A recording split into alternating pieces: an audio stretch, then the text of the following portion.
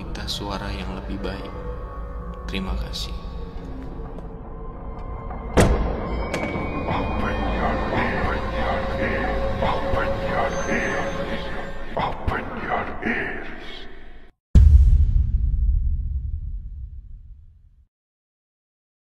Halo, apa kabar semuanya?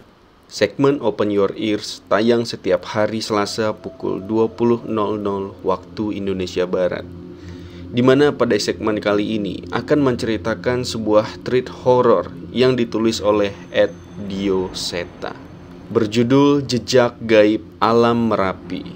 Konon ceritanya mempunyai mitos, ada sebuah desa gaib yang sering ditemui oleh para pendaki.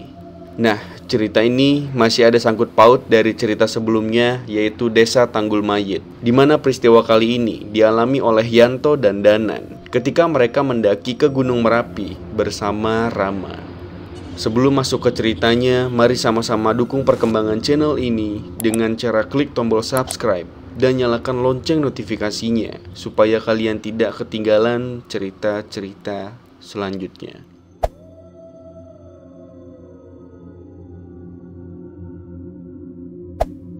Gunung Merapi, sebuah mahakarya dari Sang Maha Pencipta yang berdiri kokoh dengan keangkuhannya. Ini kedua kalinya aku mencoba menaklukkan gunung ini, setelah sebelumnya aku gagal karena sebuah gangguan yang membuatku tersesat ke sebuah desa. Ketika mendengar rencanaku untuk mendaki Gunung Merapi, sekali lagi Rama dan Yanto memaksa untuk ikut menemaniku. Mereka merasa bertanggung jawab membawaku ke puncak gunung ini. Danan, nih pegang. Sebuah HT dan handphone satelit diserahkan oleh Rama kepadaku. Opo toiki, niat banget kalian? Tanyaku yang sedikit heran. Wis, pegang aja. Kamu kan sensitif. Jadi kalau amit-amit terjadi apa-apa, kita nggak akan kehilangan kamu lagi. Lihat nih, aku sama Rama juga pegang. Ucap Rama meyakinkanku. Wah, perhatian banget kalian. Tenang aja, aku udah semakin memperdalam ilmu batin. Harusnya kali ini tidak ada halangan yang berarti. Balasku mencoba menenangkan mereka berdua. Iyo, kita percaya kok. Tapi dari kejadian dulu kami belajar, tidak satupun gunung yang bisa diremehkan. Semudah apapun pendakiannya, kita harus bersiap sesuai prosedur, jelas Yanto. Kami tidak memperpanjang perbincangan kami lagi dan segera melakukan registrasi di pos dan mulai memasuki jalur pendakian. Terlihat juga beberapa pendaki sudah mulai mendahului kami. Sepanjang awal pendakian, kami membicarakan tentang masa lalu semasa kuliah. Ternyata, walaupun sudah berpisah, mereka masih sering janjian untuk melakukan pendakian. Namun, sudah tidak se-ekstrim dulu. Selangkah demi selangkah kami lalui. Kondisi jalur pendakian Gunung Merapi memang didominasi dengan jalan menanjak dan bebatuan. Kami sampai di shelter pertama saat maghrib.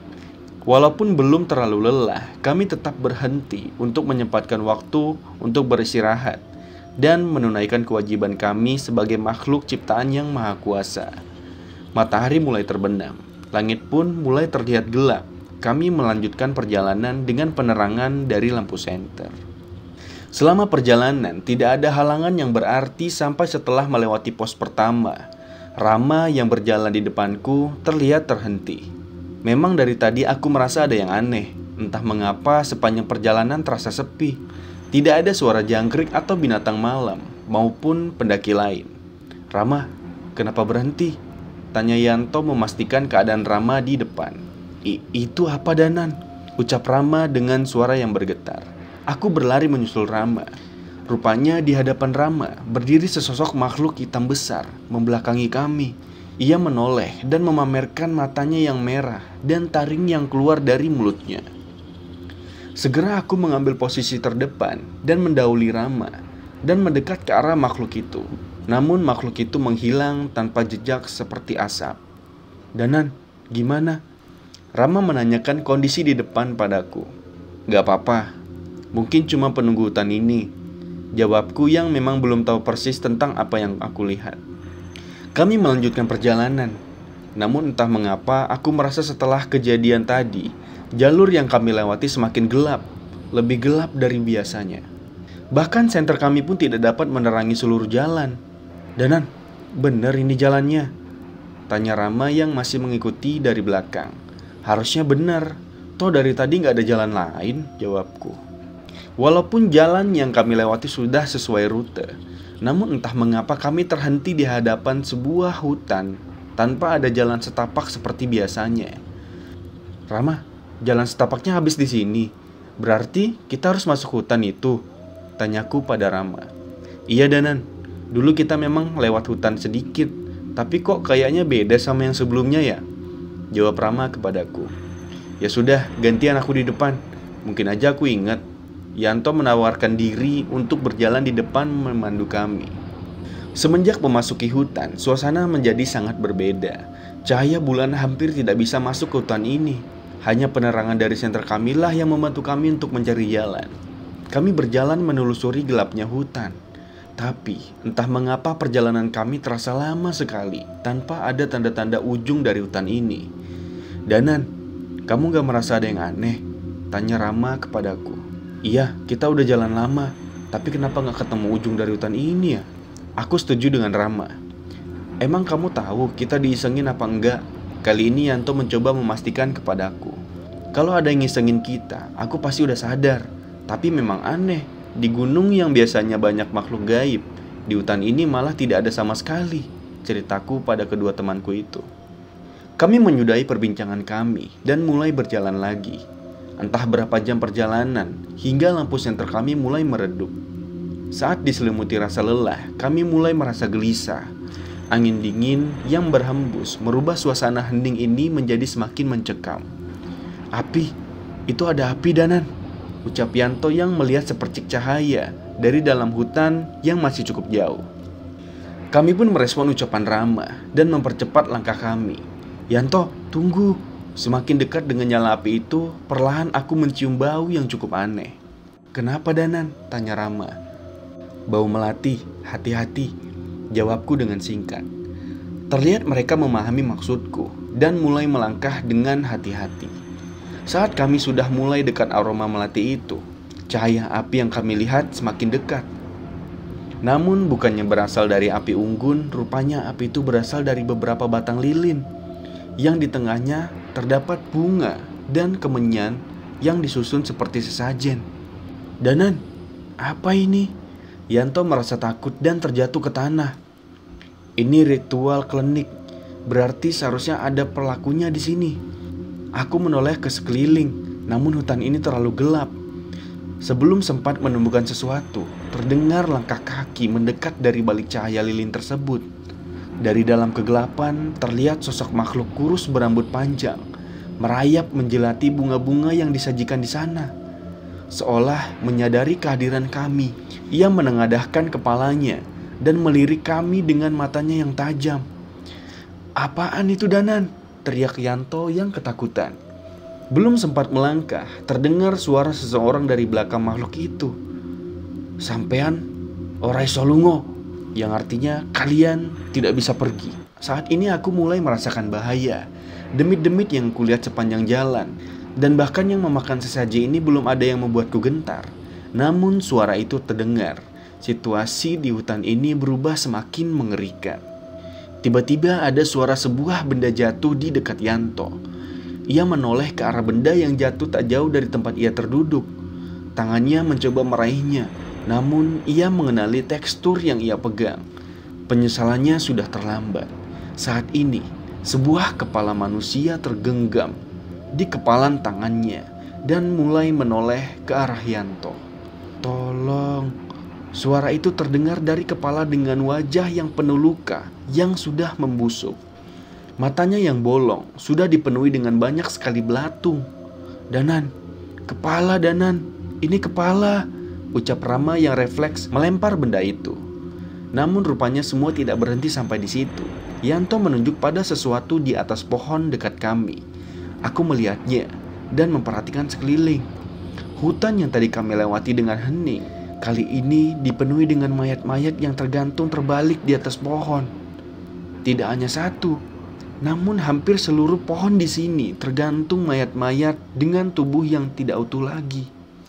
Gila, hutan apa ini? Aku berusaha tetap tenang, sambil mencoba membacakan ayat-ayat suci dan mantra pelindung untuk melindungi kami dari niat jahat makhluk di sekitar kami. "Keluar kamu, tunjukkan wujudmu," tantangku kepada makhluk yang berbicara tadi. Bukannya menampakkan diri, bayangan makhluk itu malah terlihat menjauh.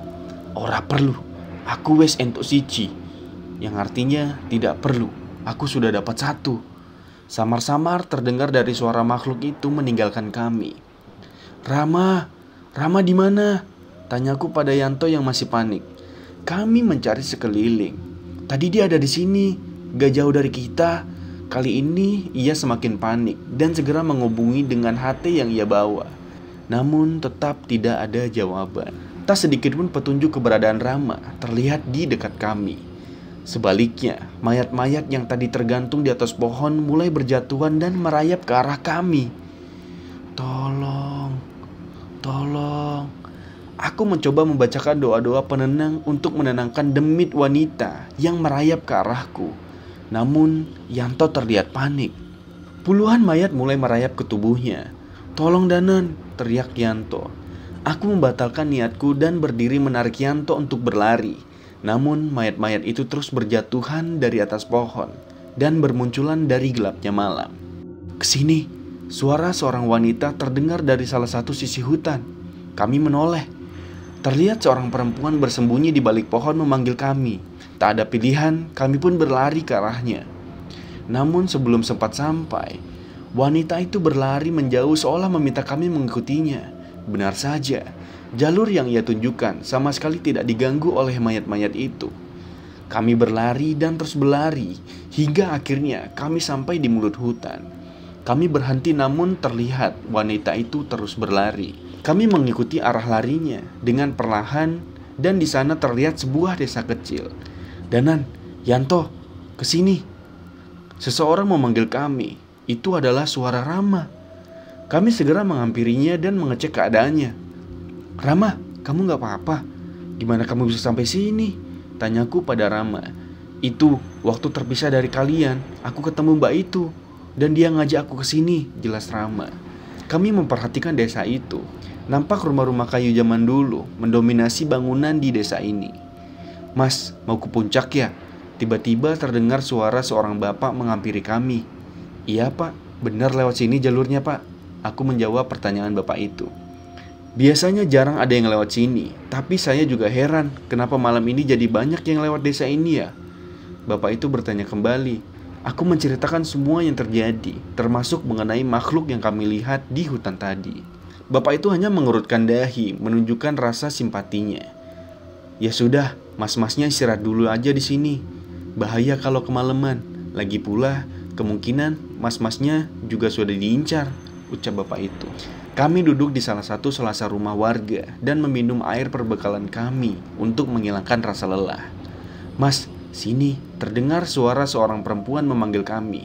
Rupanya itu adalah suara perempuan yang memandu kami keluar dari hutan. Mbak, tadi terima kasih ya sudah membantu kami keluar dari hutan," ucap Rama membuka pembicaraan. "Iya mas, gak apa-apa, udah biasa. Ini Sabtu Kliwon, biasanya para pencari ilmu menjadikan hutan itu untuk mencari tumbal," jawab perempuan itu. Kami saling menatap. Salah sedikit kamilah yang akan jadi tumbal para pencari ilmu itu. "Udah, ayo ke balai desa. Tadi habis ada acara, ada teman-teman masnya juga di sana." Setelah berbicara, wanita itu segera memandu kami menuju balai desa. Benar, di sana terlihat para pendaki yang tadi sudah berjalan mendahului kami. Mereka sedang berbincang dengan beberapa warga sambil menikmati suguhan yang disajikan warga. "Monggo mas, istirahat dulu di sini," ucap salah seorang warga yang menyambut kami. "Nje pak, matur nuwun, terima kasih." Kami segera mengambil posisi duduk seadanya di sekitar warga itu. "Bu, ini ada tamu. Mbok yo disuguhin apa gitu?" perintah orang itu kepada istrinya. "Sudah pak, gak usah repot-repot. Kita sudah bawa perbekalan kok," ucapku kepada bapak itu. "Halah, gak repot kok. Tadi juga habis ada acara, banyak makanan yang sisa kok," ucapnya. Kami melihat sekitar, memang terlihat ada panggung dan alat musik tradisional di sana, seolah selesai mengadakan acara. Mataku berpandangan dengan pendaki yang sudah datang duluan dan mengangguk sekedar memberi salam. Habis ada acara apa toh pak? Tanyaku penasaran. Biasa, pemantasan tari. Hampir setahun 2 kali kami mengadakan pemantasan ini, jelas bapak itu. Tidak ada sound system, hanya alat musik tradisional yang usang, yang terlihat di sekitar panggung. Aku berjalan-jalan dan memperhatikan panggung dan orang-orang di sekitar balai desa. Monggo, dicicipin seadanya. Tiba-tiba istri dari warga desa yang menyambut kami datang dengan membawa sebuah nampan berisi makanan dan teh hangat. Kebetulan stok airku udah habis, diisi teh hangat cocok nih. Rama segera mengambil kendi berisi teh dan mengisi botolnya. Yang sopan kamu, ucap Yanto sambil memukul lengan Rama yang dengan cepat dihindari oleh Yanto. Ya sudah, dinikmati dulu ya, saya tinggal dulu, ucap warga desa itu. Nji, terima kasih banyak pak, jawabku. Aku menghampiri Yanto dan Rama untuk segera duduk dan memikirkan mengenai kejadian di hutan tadi. Rama dan Yanto masih sibuk membicarakan hal yang tidak penting. Sambil melihat kekonyolan mereka, aku bermaksud memakan suguhan yang disajikan warga tadi. Namun semua itu terhenti oleh seorang wanita yang muncul menghampiri kami. Jangan dimakan, ucap wanita itu dengan menatapku sejenak dan segera pergi meninggalkan kami. Samar-samar aku mengingat wajah wanita itu. Tidak pasti, tapi aku rasa aku pernah melihatnya. Wajah wanita itu sama persis dengan wajah mayat wanita di hutan tadi yang sempat kudoakan. Rama, Yanto, kita pergi dari sini. Kali ini aku yakin ada yang tidak beres juga dengan tempat ini. Kenapa emang Danan? Kita istirahat aja dulu, ngemil dulu sedikit, ucap Rama sambil mencoba mengambil kue yang disuguhkan. Aku segera menepuk tangannya hingga kue itu terjatuh dari tangannya. Udah, nurut aja. Kali ini aku memaksa menarik mereka dan mengenakan ransel kami masing-masing. Kami berjalan dengan cepat ke arah yang berlawanan dengan hutan. Melihat kepergian kami, warga tadi segera menghampiri kami. Lah mas, mau kemana? Kok buru-buru? Tanya bapak itu. Maaf pak, kami harus segera mengejar puncak sebelum fajar, jawabku. Istirahat dulu mas, santai dulu, ngemil dulu. Nanti masih ada pemantasan lagi, ucap bapak itu. Pemantasan apa toh pak malam-malam begini? Tanya Rama penasaran. Biasanya penyambutan warga baru. Tadi sudah. Harusnya habis ini masih ada tarian lagi. Itu mbaknya sudah bersiap. Bapak itu menunjuk ke arah perempuan yang menuntun kami ke desa. Namun kali ini ia sudah berdandan cantik dengan pakaian penarinya. Tanpa banyak bicara, aku menarik Rama dan Yanto, memaksa mereka untuk pergi. Ngapunten ya pak, teman kami sudah kebelet, teriak Rama yang mengikutiku dengan terpaksa. Sepanjang perjalanan, aku membacakan doa-doa dan ayat suci. Kami berjalan sambil sering mengabsen 1-3 agar tidak ada lagi yang tertinggal atau malah bertambah. Setelah lama berjalan, akhirnya kami sampai di jalur yang dikenal. Terlihat juga beberapa pendaki lain di depan kami. Danan, udah aman nih, jelasin ke kita kenapa tadi buru-buru, tanya Yanto yang masih penasaran. Tadi itu hampir aja, itu desa gaib. Kalau tadi kalian makan makanan yang disuguhin, bisa-bisa kalian gak bisa keluar dari desa itu, ceritaku kepada mereka. Yang benar kamu Danan, gak mungkin. Tadi aja ada pendaki lain yang bareng kita kan, protes Rama yang mulai terlihat pucat. Mereka sudah terlanjur makan suguhan warga desa di sana. Sekarang mereka sudah dianggap warga desa itu, makanya dibuat penyambutan, jelasku sekali lagi.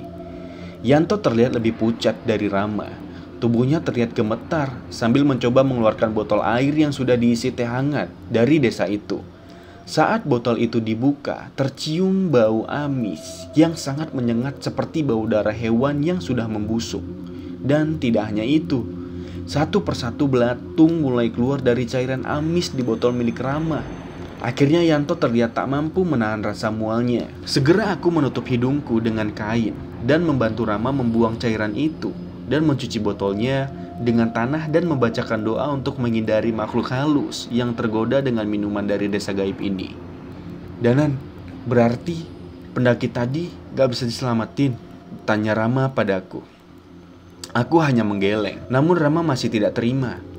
Bukannya kamu punya ilmu batin? Kalau kita paksa mereka melepaskan pendaki itu gimana? Tanya Rama. Percuma, mereka itu penduduk asli sini, kitalah yang pendatang. Sekarang pendaki itu sudah menjadi warga desa gaib itu dan hidup bersama mereka. Tidak ada yang bisa kuperbuat. Setidaknya dengan kemampuanku saat ini, aku mencoba menjelaskan kondisinya kepada Rama. Berarti seandainya ada orang yang lebih hebat, mereka bisa diselamatkan? Tanya Rama sekali lagi. Mungkin bisa. Saat kita turun, kita sampaikan kejadian ini pada juru kunci. Seharusnya ia mempunyai wibawa yang cukup untuk meminta pendaki itu kembali. Rama mulai mengerti dan Yanto pun sudah mulai tenang. Kami melanjutkan untuk berjalan kembali dan memutuskan membuka tenda di pos Pasar Bubrah bersama pendaki lainnya. Danan, katanya Pasar Bubrah juga angker. Katanya ada pasar gaib gitu ya? Tanya Rama yang mulai jadi penakut karena kejadian tadi. Iya, tapi hari ini bukan pasarnya, tenang aja, jawabku menenangkan mereka. Kami beristirahat dan menghabiskan sisa malam untuk tidur di tenda dan memasang alarm menjelang subuh untuk segera menjemput puncak yang gagal kugapai beberapa tahun lalu. Pagi mulai datang. Sebelum alarm berbunyi, suara para pendaki lain sudah lebih dulu membangunkanku. Terlihat Rama dan Yanto juga berusaha keras menahan rasa kantuknya. Kami bersiap untuk mulai pendakian di medan yang berbatu. Kami bersiap mendaki Gunung Anyer untuk mencapai puncak Merapi. Aroma belerang mulai tercium dengan udara dingin yang selalu berasap. Hingga akhirnya kami sampai di puncak, di mana terdapat tempat datar yang cukup luas tepat di bawah puncak Garuda. Tepat saat matahari terbit, sebuah pemandangan yang luar biasa terlukis di hadapanku. Kemegahan gunung-gunung terindah di Jawa Tengah terlihat dari sini. Indahnya Gunung Sindoro, Sumbing, Pegunungan Dieng, dan Gunung Slamet terlihat di horizon barat. Megahnya Gunung Merbabu yang dapat dilihat di sebelah utara, dan Gunung Lawu di sebelah timur yang terlihat berdiri kokoh. Sungguh sebuah keagungan ciptaan yang maha kuasa yang tidak henti-hentinya kukagumi. Seolah seluruh medan berat dan perjalanan yang mencekam tidak lagi berarti setelah melihat semua ini. Danan, sini aku fotoin, teriak Rama kepadaku. Aku menghampiri mereka dan berpose tepat di bawah puncak Garuda, sebuah batu yang dulunya berbentuk seperti burung Garuda yang hancur pasca erupsi tahun 2010 lalu. Kami beberapa kali berfoto sambil mengibarkan bendera merah putih, sebuah kebanggaan atas keindahan alam yang dimiliki oleh bumi pertiwi ini. Ram, nanti fotonya cetakin yang banyak ya, pintaku pada Rama. Buat apaan? Sejak kapan kamu jadi narsis begitu? Tanya Rama yang penasaran. Mau aku kirim ke kenalanku di desa Windualit. Mereka yang nolongin aku waktu dulu gagal kesini, jelasku pada Rama. Rama mengerti dan mengangguk tanpa bertanya lagi. Setelah puas beraktivitas di puncak, kami pun segera turun mengikuti alur pendaki lainnya. Dengan jalur yang terang, hampir tidak ada halangan untuk melewati jalur untuk turun. Sesuai rencana kami mampir ke pos registrasi dan menceritakan kejadian kami di desa gaib. Rupanya kejadian ini pernah terjadi beberapa kali. Beberapa fotokopi KTP ditunjukkan kepada kami untuk mengidentifikasi pendaki yang kami ceritakan. Kami menunjukkan yang kami ingat, dan apabila 1 kali 24 jam pendaki itu tidak kembali, mereka akan minta tolong juru kunci untuk mencarinya. Baru saja mendapat sinyal, suara handphoneku berbunyi. Woi Danan, ngendi kowe? Susah banget ditelepon. Itu adalah suara Cahyo, rekan kerjaku di pabrik gula milik Pak Lekku. Hehe, di Merapi, orene sinyal, maaf ya, jawabku pada Cahyo. Merapi? Ngilmu apa meneh kowe? Yang artinya Merapi. Nyarimu apa lagi kamu? Tanyanya dengan heran. Halah, ora, iki lo bareng konco-koncoku kuliah. Yang artinya, halah, ini lo bareng teman-temanku kuliah. Yo wis, nek wis beres ndang bali, cepet balik. Ini di pabrik gula ada masalah lagi. Aku sama Pak Lek butuh bantuan, jelas Cahyo. Aku mengiyakan perkataan Cahyo. Jika Cahyo sudah meminta tolong, berarti ia benar-benar kesulitan. Rama dan Yanto terlihat berkeliling mencari sarapan. Setelahnya, kami berpisah dan kembali ke aktivitas masing-masing. Aku cukup senang. Setidaknya, walaupun cukup sibuk, mereka rela menyempatkan waktu untuk memanduku ke indahnya puncak Gunung Merapi yang tidak akan pernah mungkin kulupakan. Taman.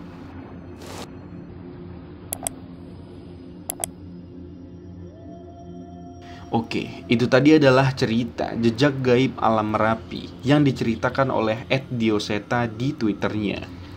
Nah, kalau kalian punya cerita serupa, bisa kirimkan ceritanya melalui DM Instagram ataupun Twitter di @nzl316project. Sekali lagi jangan lupa tekan tombol subscribe dan nyalakan lonceng notifikasinya supaya kalian tahu ketika cerita selanjutnya tayang. Terima kasih telah mendengarkan cerita ini sampai habis. Tetap jaga kesehatan dan open your eyes.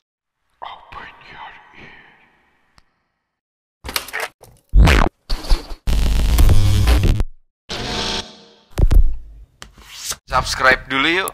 Hehe. Thank you.